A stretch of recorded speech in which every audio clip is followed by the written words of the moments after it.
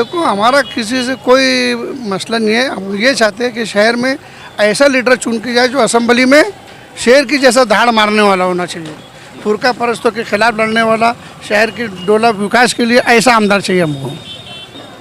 जी जी जी, मैं लोगों को शेर बनाना है, आप लोगों को शेर बनना है, किस तरह से आप अपने हक को मांगोगे? पिछले महीने में जो है 2 महीने पहले हैदराबाद जाके आया, उनका वहाँ पर मामला देख लिया वो लोग अपने, मैं उनसे मुतासिर हुई ही नहीं।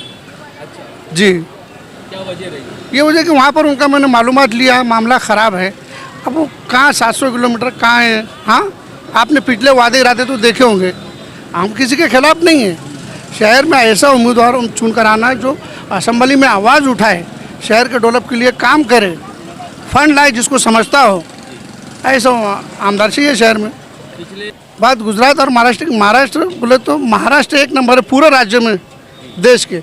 अब ब्रिज के जो काम है वो मामला कैसे चालू हुआ और कौन करवा रहा है ये पूरा शहर जानता है, धीरे धीरे आगे पीछे जैसे जो भी है। तो क्या जानते हैं आप, थोड़ा बताइए। मैं कैसे, ये पूरा शहर जानता है, बोलने की जरूरत नहीं कि भाई थोड़ा थोड़ा रुक के हो रहा है, बहुत लेट हो रहा है, लेकिन कैसे कैसे फंड लाया जा रहा है ना होते हुए भी और होते हुए काम करना, ये सब मामले पूरा शहर जानता है अल्हम्दुलिल्लाह। और रोजगार को कैसे देख रहे हैं? यहाँ पर जो ज़्यादातर लूम चल रही है, जी, फैक्ट्री चल रही है, ये तो हमारी सनत है ना भैया, मालेगांव की शनाख्त है और बहुत अच्छी चीज़ें तेजी मंदी आती जाती रहती है। तो कपड़ा बुनकरों को कुछ फायदा देगी सरकार? सरकार नहीं, उम्मीदवार जो सही चुनकर जाएगा, जो सोलार लगा सकता है कारखानों में, मस्जिदों में, बहुत सारे काम काज चल रहे हैं, बस वो सारी चीज़ को देखते हुए वोट दे, ऐसी मैं अपील करता हूँ। हाँ, फ़ायदा तो मिला है, लेकिन जितना फ़ायदा मिलना चाहिए उतना फ़ायदा नहीं मिला है। और ज़्यादा फ़ायदा मिलना चाहिए, लोगों को रोज़गार मिलना चाहिए, यहाँ अच्छा अस्पताल होना चाहिए जिसमें बड़ी बड़ी बीमारियों का इलाज हो सके, अच्छे अदारे, स्कूल की तालीमी अदारे होना चाहिए, और रोज़गार के मौके लोगों को फराहम कराना चाहिए। यहाँ पर लोगों को रोज़गार नहीं है, ले दे के वही बस लूम का कारोबार है और दूसरा कोई कारोबार है ही नहीं। तो दूसरे कारोबार की तरफ भी लोगों का ध्यान तवज्जो लगाना चाहिए और उसको तरक्की पे लाना चाहिए। यहाँ के एजुकेशन को कैसे देखते हो? यहाँ की बच्चों की पढ़ाई किस तरह से हो रही है? देखो, कॉलेज की आपको आलिम यानी आला तालीम के लिए तो यहाँ पे कोई सुविधा नहीं है। बच्चों को आला तालीम हासिल करने के लिए बाहर मुल्कों में जाना पड़ता है, बाहर कंट्री में जाना पड़ता है, बाहर शहरों में जाना पड़ता है, और यहाँ की लड़कियों को बाहर रहने में बहुत तकलीफ होती है और माँ बाप फिक्रमंद रहते हैं कि हमारी लड़की बाहर पढ़ाई कर रही है। तो ऐसे कोई कॉलेज यहाँ पे आना चाहिए कि लड़कियों को बाहर न जाकर यहीं पर तालीम हासिल कर सके। और सर, पिछले सालों जिस तरह से हमने नफरत के माहौल को देखा, आजकल भारत भर में नफरत चल रही है। एक समय ये भी मालेगांव ने देखा है कि यहाँ पर बम ब्लास्ट हुए थे और एक आतंकी हमला हुआ था। उस जब मालेगांव कहीं बाहर निकला और कौमी एकता देखने को मिल रही है। हाँ, कौमी एकता तो दिखाई दे रही है, लेकिन कुछ फिरका परस्त ताकतें जो है वो माहौल ख़राब करने का काम करती है और आपस में लड़ाकर अपनी सियासत को लाने की कोशिश करते हैं। अब क्या होगा परिवर्तन के तौर पे जिसे देखा जाएगा? हाँ, लोग तो परिवर्तन चाह रहे हैं कि परिवर्तन होना चाहिए और दूसरों को भी मौका मिलना चाहिए। तो इस बार जो है मुफ्ती इस्माइल साहब के लिए कठिन समय है। हाँ, कठिन परीक्षा तो है। पिछले मुकाबले में उनको इस मर्तबा कठिनाइयों का सामना करना पड़ रहा है। तो मालेगांव ब्लास्ट को आप लोग भूल चुके हैं? जी नहीं, कभी नहीं भूलेंगे, ज़िंदगी भर नहीं भूलेंगे उसको। तो इलेक्शन को और यहाँ पे चुनाव आ रहे हैं, हाँ। महंगाई का क्या स्तर है, महिलाओं का घर खर्च किस तरह से पूरा होता है? अरे महंगाई तो इतनी करते चले गए है कि गरीब इंसान तो भूखे मर रहे हैं।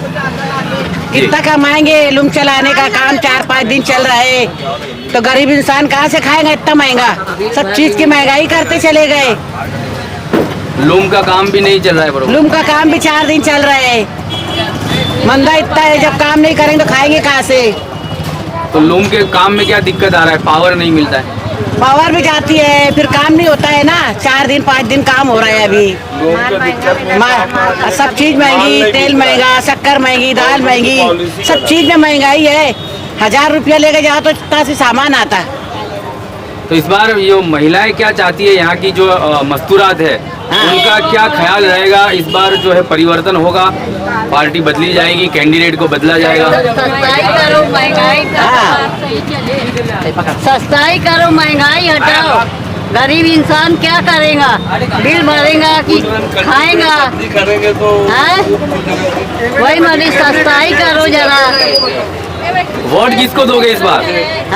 इस बार चुनाव में वोट किसको दोगे? जो महंगाई कम करेगा उनको वोट देंगे, समझे क्या? हाँ, बहुत महंगाई है। बच्चे खाने वाले कहाँ से नल बिल भरेंगे, के पट्टी भरेंगे? कितने घर में अम्मा कमाने वाले कितने लोग हैं आपके यहाँ? एक कमाने वाला है, 10 खाने वाले हैं। और वो क्या काम करते हैं? वो लूम चलाते हैं। लूम चलाते हैं? हाँ, और लूम का कारोबार अभी मंदा है? मंदा है, 4 दिन चल रहा, पावर नहीं मिल रहा है? पावर नहीं मिल रहा है, पावर बंद हो जा रही, क्या करेंगे? महंगाई बहुत ज्यादा है। जो कैंडिडेट महंगाई कम करेगा हम उसको वोट देंगे। हमारे पास सही है। बच्चों के पढ़ाई लिखाई में बहुत ज्यादा, एडमिशन के लिए 25-25, 30-30 हजार गरीब आदमी कहाँ से लाएगा? हैं? GST लगा देते हैं, माल खरीदो तो माल बेचने जाओ उस पर GST लगा देते हैं। इतना पैसा आता ही नहीं है कारीगर लोग को देने के लिए, क्या करेंगे? हैं?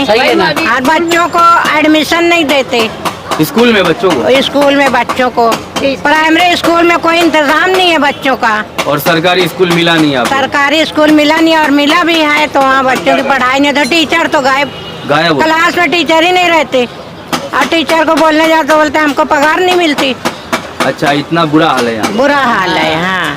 बदलाव चाहते?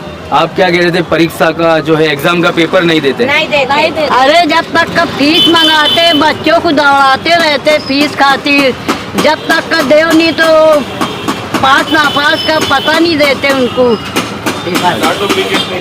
सर्टिफिकेट नहीं देते? हाँ, नहीं देते, बोलते फीस लेके आओ पहले तो जब देंगे। और बच्चे पढ़ना चाहते हैं लेकिन उनका इंतजाम नहीं है? इंतजाम नहीं है उनका, बच्चों का पढ़ना चाहते तो क्या करना है, कैसे पढ़ाना बच्चों को? तो अब आपके पास एक अधिकार आया है वोट का, तो अब कैसे वोट दोगे, किसको चुनोगे आप? जो करेंगे अपना वो उसको वोट देंगे, समझे क्या? जी निहाल भाई, कैसे देखते हो इस मालेगांव के चुनाव को, विधानसभा के? 5 साल बीत गए हैं, क्या कुछ विकास हुआ या कोई फायदा मिला आपको विधायक से? इस दफे का इलेक्शन बदलाव का है। बदलाव कैसा बदलाव चाहते? ये बदलाव नया कोई कैंडिडेट आए। तो आपके तौर से और इस शहर के लोग कौन से कैंडिडेट को ज़्यादा चाहते हैं? अभी तो इस शहर की कोशिश ऐसा चालू है, किसान हिंद आए। किसान हिंद? निशान उसकी साइकिल, समाजवादी साइकिल। समाजवादी। इस साल 25 साल में मालेगांव को खंडर बना दिया है कि यहाँ धूल, गंदगी, रोड का कोई निजाम नहीं, और बच्चे इतना बीमार पड़ रहे हैं, खांसी जुकाम ये, और गटर का पानी टोटल पीने में वपरा जा रहा है। गिरना डैम के जरिए वो पानी यहाँ से जा रहा है गिरना डैम में, और उससे खजली की भी बीमारी हो रही है। लेकिन यहाँ के दोनों MLA 25 साल में आज तक कुछ नहीं कर पाए। रोड गटर की सियासत करते हैं, ठेका खुद लेते हैं, ठेके में कमीशन खाते हैं। दोनों MLA यही करते हैं, 25 साल से आए, कारपोरेशन में भी और असेंबली में भी। ये मालेगांव की बहुत बदनसीबी है जो ऐसे MLA मिले 25 साल में। 2 MLA, एक मुफ्ती इस्माइल और एक शेख आसिफ। अकबरुद्दीन ओवैसी जब कल आए हैं, उनकी सभा हुई यहाँ पर, काफ़ी सारी बातें की इन्होंने कि तेलंगाना को हमने जो है विकास के स्तर पर ले गए हैं। इससे पहले उसके भाई आए थे, उनका मुंह नहीं है, उनका मुंह यहाँ से ऐसा लगता है कि काला हो गया है आने के लिए। असदुद्दीन ओवैसी का जी, इसके लिए वो अकबरुद्दीन को भेजे। इससे पहले वो आए थे, वादा करे थे दवा खाने का, जमीन खरीद लिए है। हम 6 महीने के अंदर अंदर मुफ्ती साहब को चुन के लाओ, मेरा मुंह देखो जी। तो वो उस तारीख से आज तक मालेगांव में कदम नहीं रखे, और जबकि बोल के गए थे मैं हर 2 महीने पे यहाँ आऊँगा। तो ये खाली वादा, ये अमित शाह जैसे बोलता है ना इलेक्शनी वादा है, ये सब उनके मवारी है। ये सब भी वही करेंगे, खाली वादा करेंगे, कभी पूरा नहीं करेंगे। और ना कभी मुफ्ती साहब वादा पूरा करा है अपने, उसका कोई जो भी वादा करा है, ना तो शेख आसिफ करे है और ना तो ये जो भी चीज़ यहाँ बनी हुई है आज तक, स्कूल बोलो, 128 लोगों का एरिया बसाना, ये सब निहाल अहमद और कुछ काम शब्बीर सेठ करे है मालेगांव में, और आयशा हकीम पानी का फिल्टर दिया है।